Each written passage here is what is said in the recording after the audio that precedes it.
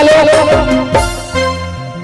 Hello, समिति के सदस्य देखेंगे, बिना वजह का लड़ाई झगड़ा ना करें। प्रशासन जहाँ कहीं नहीं यहाँ पर आ जाएंगे। मंच के सामने प्रशासन जहाँ कहीं भी है, बेवजह का लड़ाई झगड़ा ना करें। इसके बाद पूनम खलखो जी तैयार रहेंगे।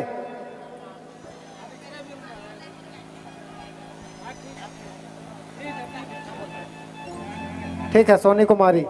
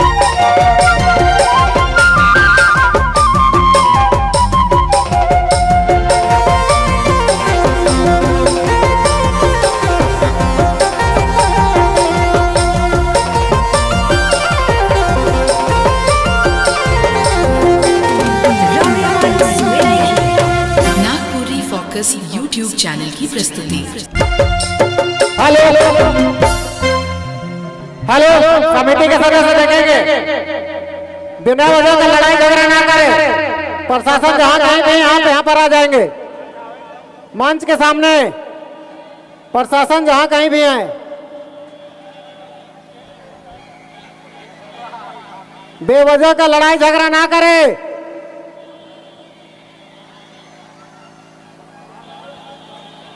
समिति के सदस्य कृपया कर लड़ाई ना करें।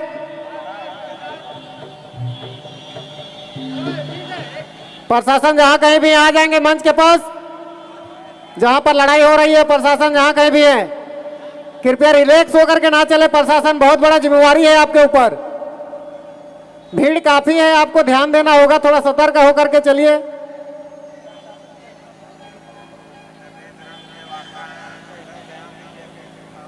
समिति के सदस्य हट जाएंगे। प्रशासन आ चुकी है, प्रशासन अपने कब्जे में ले लेंगे। जो भी इस तरह का नाटक कर रहे हैं, बदमाशी कर रहे हैं, थोड़ा सा ध्यान देंगे। चलिए ठीक से फिर से चालू किया जाए। सोनी कुमारी।